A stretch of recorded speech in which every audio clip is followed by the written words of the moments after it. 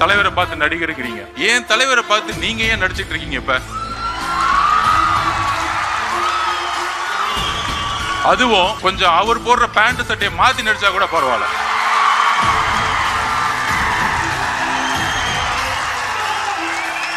இதுல இருந்து ஒரு பதிவாகுது, உங்களுக்கு முதல்வரும் ரசிகர் தான். அப்புறம் நம்ம எல்லாம் வந்து அண்ணன் கூப்பிடுவோம், எல்லாரும் அண்ணன் அண்ணன் தான் கூப்பிடுவோம். அடுத்த நாள் பார்த்தா வாரிசு பிறப்பால் பதவி அடைந்தவர் அண்ணன் சொல்லிட்டு பேச ஆரம்பிச்சாங்க. என்ன நடக்குதுன்னே தெரியல. சோ தூக்கத்துல எல்லாம் இப்ப என்ன நடக்குதுன்னா, ஆளுங்கட்சிக்கு இந்த கூட்டத்தை எப்படி அடக்குறது? ரசிகர் கூட்டம், ஆமாப்பா அண்ணன் நம்பர் 1, நடிகர் இல்ல, இண்டஸ்ட்ரியோட நம்பர் 1. நிறைய பேர் வந்து சினிமாவில் நடிச்சாங்க, எதுக்குன்னா பிரபலம் ஆகணும், பிரபலம் ஆனப்ப அரசியல் வரணும், அரசியல் ஆனோட துணை முதலமைச்சர் ஆயிடணும், அவ்வளவுதான். இங்க இங்க இங்க உண்மையா இருந்து நம்பர் 1 இருக்காரு ஒரு இண்டஸ்ட்ரியில. இங்க மக்கள் ஆதரவு இல்லாம யாராலையும் நம்பர் 1 ஆக முடியாது. அடுத்த 62 வாரங்கள் நாம் தான் எதிர்க்கட்சி தலைவர், நம் தலைவர் தான் எதிர்க்கட்சி தலைவர்.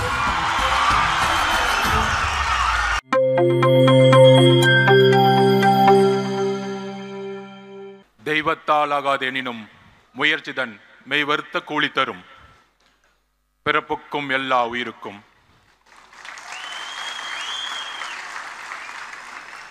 இப்பொழுது தளபதி என்று அழைக்கக்கூடிய நாம், தலைவர் என்று அழைக்கக்கூடிய ஒரு பரிணாமத்தை நோக்கி சென்று கொண்டிருக்கின்ற நம்மளுடைய தலைவர்,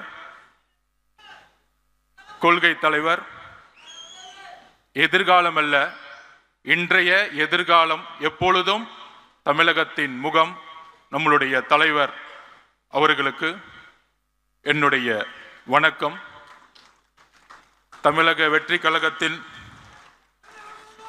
என்னுடைய முதல் உரை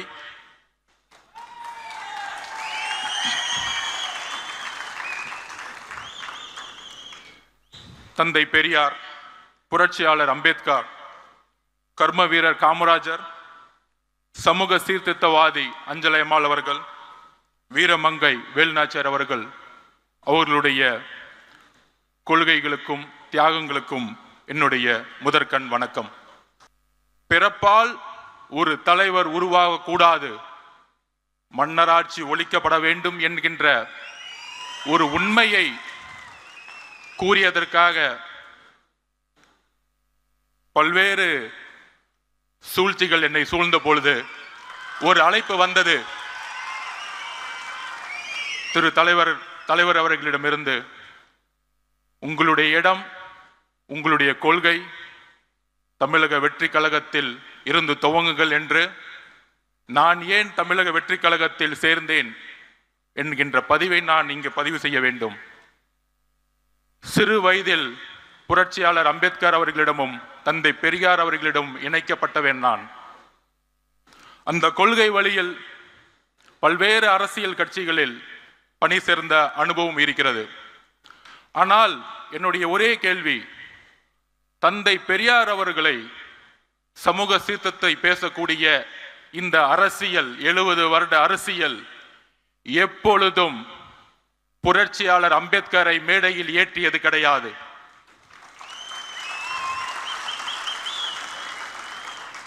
இரு பெரும் தலைவர்கள், அது ஆண் பெண் என்ற பாகுபாடு இல்லாமல் தமிழக வெற்றி கழகத்தின் எந்த ஆளுமையை, தமிழகத்தில் தன்னுடைய தியாகத்தை செய்தவர்களை ஐபெரும் தலைவர்களாக, கொள்கை தலைவர்களாக நியமித்து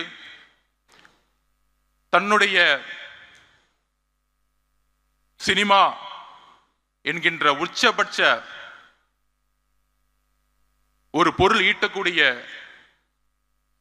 ஒரு பொறுப்பையும் துறந்து இந்த கொள்கை வழியில் நடக்க வேண்டும், ஒரு புதிய அரசியலை உருவாக்க வேண்டும். அவரோடு சேர்ந்து உரையாடிய பொழுது எந்த அளவிற்கு கொள்கை ரீதியில் தன்னை உள்வாங்கியிருக்கிறார் என்கின்ற ஒரு புரிதலோடு என்னை தமிழக வெற்றி கழகத்தில் இணைத்துக் கொண்டேன். தலைவர் கூறியதைப் போல பெரியாரிசம் பேசுவார்கள், சமூக சீர்திருத்தம் பேசுவார்கள். ஆனால் ஜாதி அரசியலை பேசி தேர்தல் அரசியலில் வெற்றி பெற்று ஊழலை முதற்கண்ணாக ஆட்சியில் முக்கிய ஒரு கொள்கையாக உருவாக்கி போலி கபடவாதிகள் பெரியாரையும் சமூக சீர்திருத்தத்தையும் முன்னிலைப்படுத்தியே இன்றைய அரசியல் ஒரு போலி கபடதாரிகளின் கைகளில், ஒரு ஊழல்வாதிகளின் கைகளில் இருந்து கொண்டிருக்கிறது. அதை துடைத்தெறிய வேண்டும். உண்மையான, அவர் கூறியதை போல மக்களிடம் உண்மையான உணர்வு அற்ற தலைவர்கள் தான் நான் பார்த்த பல்வேறு அனுபவங்கள். அந்த உணர்வு தமிழக வெற்றி கழகத்தில் இருக்கிறது. ஒரே கட்சி பெரியாரையும் அம்பேத்கரையும் இணைத்து சமூக சீர்திருத்தத்தை உருவாக்கக்கூடிய ஒரு இயக்கமாக பரிணமித்துக் கொண்டிருக்கிறது. சரியாக 1925களில் திராவிட இயக்க சித்தாந்தங்களும் நீதி கட்சியின் மூலம் உருவாக்கப்பட்டு எல்லோரும் சமம் என்ற கருத்தியலை நீதி கட்சியின் மூலம் உருவாக்கப்பட்டு, நீதி கட்சியின் ஆட்சியின் மூலம் உருவாக்கப்பட்டு, தந்தை பெரியார் மூலம் அந்த கொள்கைகளை திராவிட கழகம் மூலம் சேர்த்து அண்ணா அவர்கள் உருவாக்கிய எல்லோரும் சமகின்ற அரசியல் 1949 உருவாக்கப்பட்டு இன்றோடு கடந்த 100 வருடங்கள் ஆகிவிட்டது. ஆனால் பெரியார் அவர்கள் கண்ட கனவு, அண்ணா அவர்கள் கண்ட கனவு, புரட்சியாளர் அம்பேத்கர் கண்ட கனவு எதுவும் நிறைவேற்றப்படவில்லை. வெற்றி பெற்று ஒவ்வொரு துறையிலும் ஊழல் செய்து 30 வருடங்களுக்கு முன்பு எந்த பொருளாதாரம் வலிமை இல்லாதவர்கள் இன்று மிகப்பெரிய கல்வி நிறுவனங்களை நடத்தி கொண்டு சினிமா துறையில் பல்வேறு தொழில்களை நடத்தி கொண்டு இருக்கின்ற ஒரு அரசாங்கமாக, அரசை நோக்கிய ஒரு அரசியல் இன்று இருந்து கொண்டிருக்கிறது. அதற்கு ஒரே மாற்று தமிழக வெற்றி கழகம். அதற்கு ஒரே சிந்தனை உள்ள தலைவர் நம்மளுடைய தலைவர் விஜய் அவர்கள். எல்லோரும் பொதுவா கொள்கை ரீதியா இருக்கக்கூடியவர்கள் தொலைக்காட்சி விவாதங்கள் பேசிக் கொண்டிருப்பார்கள். நடிகர், அவருக்கு கொள்கை தெரியுமா அப்படிங்கிற விமர்சனம் இன்றைக்கு வரைக்கும் வைத்துக் கொண்டிருப்பார்கள். 75 வருடங்களாக கொள்கை பேசிய தலைவர்கள் இதுவரையும் என்ன மாற்றத்தை உருவாக்கி இருக்கிறார்கள்? 2021 பிரச்சாரம் திமுக செய்த பொழுது தமிழகத்தை கடனில் செலுத்திய மாநிலம் அதிமுக 5 லட்சம் கோடியை விட்டு சென்றது. 15 வருஷமா 5 லட்சம் கோடி தமிழக அரசு வாங்கியது. இன்றைக்கு வந்த 4 வருஷத்துல 4 லட்சம் கோடி, இன்றைக்கு 9 லட்சம் கோடியாக கடன் சென்றுகிட்டு இருக்கிறது. பாலிசி ஃபெயிலியர்ஸ், கொள்கைகளை பேசி மேடைகளில் பேசி மக்களிடம் கவர்ச்சியை ஏற்படுத்தி, அந்த கவர்ச்சி மூலம் ஆட்சியை ஏற்படுத்தி, அந்த ஆட்சியின் மூலம் ஊழலை மட்டுமே செய்து கொண்டிருக்கின்ற ஒரு அரசாங்கம் தான் இன்றைக்கு இருந்து கொண்டிருக்கிறது. மேம்பட்ட நாடுகளில் ஊழல் எப்படி இருக்குன்னா, வளர்ச்சி ஊழல், பொருளாதாரத்தை உருவாக்குவாங்க, அதுல ஊழல் இருக்கும். இங்க கடனை உருவாக்கி அதுல ஊழல் பண்றாங்க. இதுதான் பிரச்சனை. ஊழல் பண்றீங்க, ஒரு பொருளாதாரத்தை உருவாக்கி ஊழல் பண்ணா கூட ஒரு பெரிய புரட்சியை மேலை நாடுகளை பார்க்கலாம். இங்க கடனை உருவாக்கி ஊழலை செய்து கொண்டிருக்கிறார்கள். நம்மளுடைய தலையில எல்லாம் 9 லட்சம் கோடி இருக்கு. இன்னைக்கு 4 வருஷத்துல 4 லட்சம் கோடி. கேட்டா பொருளாதாரம் வளர்ந்துருச்சு, 10 லட்சம் கோடியை கொண்டு வந்துட்டோம். எல்லாமே மீடியா செட்டிங், பக்கா செட்டிங் பண்ற தவிர எதுவுமே தெரியாது. நான் ஒண்ணு கேட்கிறேன், என் தலைவரை பார்த்து நடிகருக்கிறீங்க. அவர் எப்பவுமே சொன்னார், இப்ப கூட பதிவில், என்னுடைய ஒரே ஒரு கமிட்மெண்ட் இருக்கு, முடிந்தவொடனே என்னுடைய வாழ்க்கை முழுவதும் மக்களுக்காக டிக்ளேர் பண்ணிட்டார்.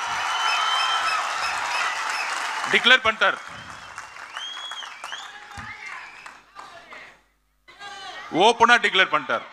ஆனா என் தலைவரை பார்த்து நீங்க ஏன் நடிச்சிட்டு இருக்கீங்க? இப்ப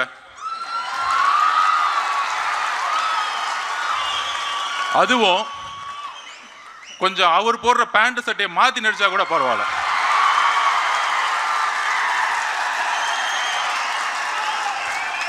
இதுல இருந்து ஒரு பதிவாகுது, உங்களுக்கு முதல்வரும் ரசிகர் தான்.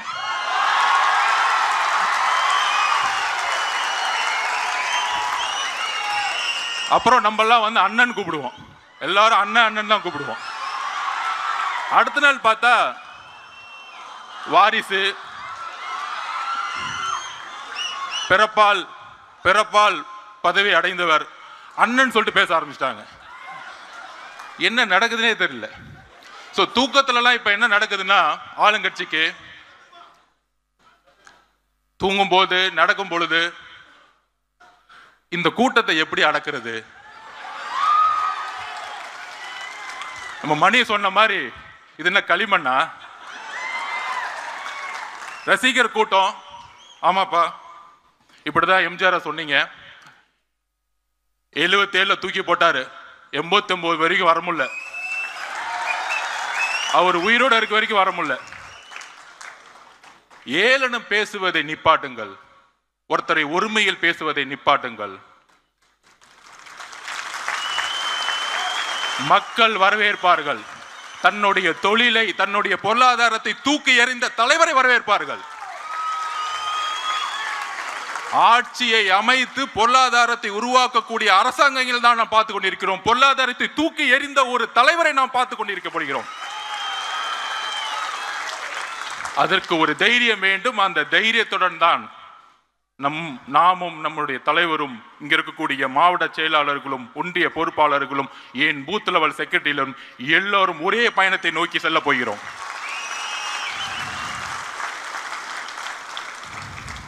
நம்ம ஜெனரல் செக்ரட்டரி அண்ணன் இது கிளம்பும் போது 4 மணி, ஆனா 6 மணிக்கு இருந்தார் காலையில.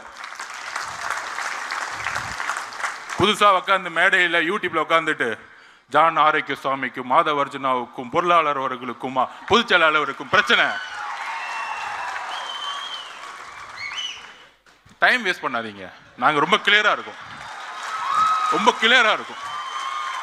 ஃபோக்கஸ்டா இருக்கோம்.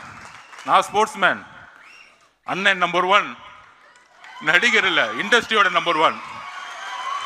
நிறைய பேர் வந்து சினிமாவில் நடிச்சாங்க, எதுக்குன்னா பிரபலம் ஆகணும். பிரபலம் ஆன போது அரசியலுக்கு வரணும், அரசியல் ஆனவன துணை முதலமைச்சர் ஆயிடணும், அவ்வளவுதான்.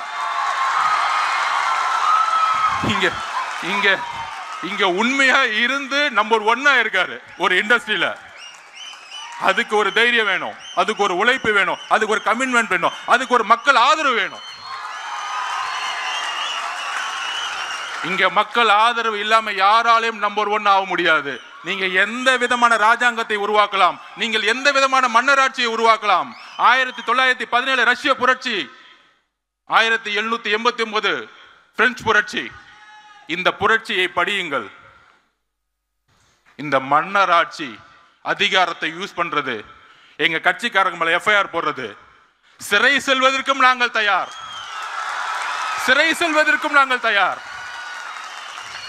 சிறைகளை பார்த்து பயப்படுவர்களை நாங்கள் சிறையும் செல்வோம், சென்ட் ஜார்ஜ் கோட்டையும் செல்வோம். அடுத்த 62 வாரங்கள் நாம் தான் எதிர்க்கட்சி தலைவர், நம் தலைவர் தான் எதிர்க்கட்சி தலைவர். தயாராவோம். நீங்கள் எதையும் செய்யுங்கள். எத்தனை போலீஸ் வேணா பண்ணுவாங்க. நம்ம தலைவர் விகடன் மெடல சொன்னார், உங்களுடைய கூட்டணி அரித்மாட்டிக்ஸ், உங்களுடைய கூட்டணி பலமான கூட்டணி, இதெல்லாம் உடையும். அதுக்கு ஒரு உதாரணம் சொல்றேன். 2011 இதேதான் யோசிச்சாங்க. திமுக 30%, காங்கிரஸ் 10%, 40%, அதோடு சேர்ந்து பிஎம்கே 8%, விசிகே எல்லாம் சேர்ந்து 55% வர சொன்னாங்க. ஆனா 203 தொகுதிகளில் அன்றைக்கு இருந்த ஜெயலலிதா மேடம் ஜெயிச்சாங்க. எதிர்கட்சி தலைவராக கூட ஆக முடியல. சோ தமிழக மக்களுக்கு தெரியும் ஆட்சியோட பிரச்சனை என்ன. 36% ஈபி விலை ஏற்றி இன்னைக்கு எந்த இண்டஸ்ட்ரியும் ரன் பண்ண முடியல. நீங்க கொடுக்கக்கூடிய 1000 ரூபாய் பத்துமா? 1000 ரூபாய் கொடுத்து 10,000 ரூபாய் பிடிங்கிட்டீங்க மக்கள் கிட்ட. இதையெல்லாம் என்னுடைய தலைவர் எதிர்கட்சி தலைவராக இருந்து பேசுவார் கூடிய விரைவில். அவருடைய பயணம், அவருடைய ஒவ்வொரு நொடியோடைய பயணம் தமிழகத்தில் அதிர்வலைகளை 1967 அண்ணா ஏற்படுத்தியது போல 1977 எம்ஜிஆர் ஏற்படுத்திய போல அடுத்த பிளவு ஏற்படும் தமிழகத்தில். அதற்கு எல்லா அஜெண்டா ரெடி, எல்லாமே பிளானிங் ரெடி. எல்லாரும் சொல்லுவாங்களே தேர்தல் அரசியல் இவங்களுக்கு தான் எல்லாம் தெரியும். ஒரு பெரிய மினிஸ்டர் அவர் வந்து பூத்துக்கு 10,000 ரூபாய் கொடுப்பாரு. அவர் வந்து கோயம்புத்தூர் பக்கம் வந்து எல்லாத்தையும் பார்த்துக்குவாரு. ஒருத்தர் திருச்சி பக்கம் பார்த்துக்குவாரு, ஒருத்தர் வந்து திருவண்ணாமலை பக்கம் பார்த்துக்குவாரு. 10 இன்ஜினியரிங் காலேஜ் வச்சிருக்காங்க. 1967 மக்கள் தூக்கி போட்டதும் 1977 எத்தனை எம்ஜிஆர் அவர்களை கொண்டு வரும் போதும் பண பலத்தை நோக்கி இல்ல, மக்கள் செல்வாக்கை நோக்கி. எங்களிடம் பணம் இல்லாமல் இருக்கலாம், ஆனால் உழைப்பு இருக்கிறது, தைரியம் இருக்கிறது, நல்ல தலைவர் இருக்கிறார், அதோடு சேர்ந்த உண்மை கொள்கை இருக்கிறது. So agenda ready. முக்கியமா அடுத்தது ஒரு விஷயம், திரு ஜன்சுராஜ் தலைவருடைய பிரசாந்த் கிஷோர் அவர் ஏன் இங்க வந்தார்? 2021 திமுக வரும்போது ஏன் அந்த கொஸ்டின் வரல? பயம், வேற ஒன்றும் இல்லை, பயம். ஒரு தலைவரை நோக்கி, எங்கள் தலைவரை நோக்கி பல அறிவாளிகள் வருவது ஒரு இயற்கை. இதுல என்ன தவறு? இதுல என்ன தவறு இருக்கிறது? ஃபுட்பால்ல மெஸ்ஸி சொல்லுவாரு, நான் வேர்ல்டு கப் நம்பர் 1 இருக்கிறதுக்கு முக்கியமான காரணம், ஜெயிச்சதுக்கு என்ன காரணம்னா இது ஒரு டீம் கேம், குழுவோடு சேர்ந்து விளையாண்டதனால் நான் நம்பர் 1 ஆனேன். நாங்கள் வந்து ஒரு 45 சீட்டு கொடுங்க, அந்த 45 சீட்டை வாங்கிட்டு எம்எல்ஏ ஆகிறதுக்கு வரல, ஆட்சி அமைக்க வந்திருக்கோம், மக்களோட பேரோட ஆட்சி அமைக்க வந்திருக்கோம்.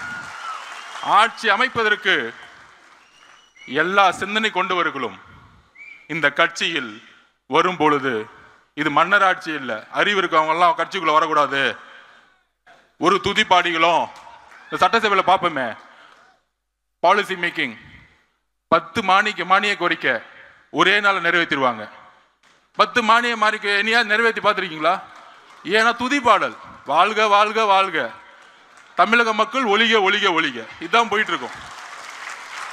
நாங்கெல்லாம் மேலே போயிட்டே இருப்போம், நாங்கெல்லாம் ரோட்ல நின்றுட்டு இருப்போம். இவ்வளவுதான் சட்டசபை தான் போயிட்டு இருக்கு.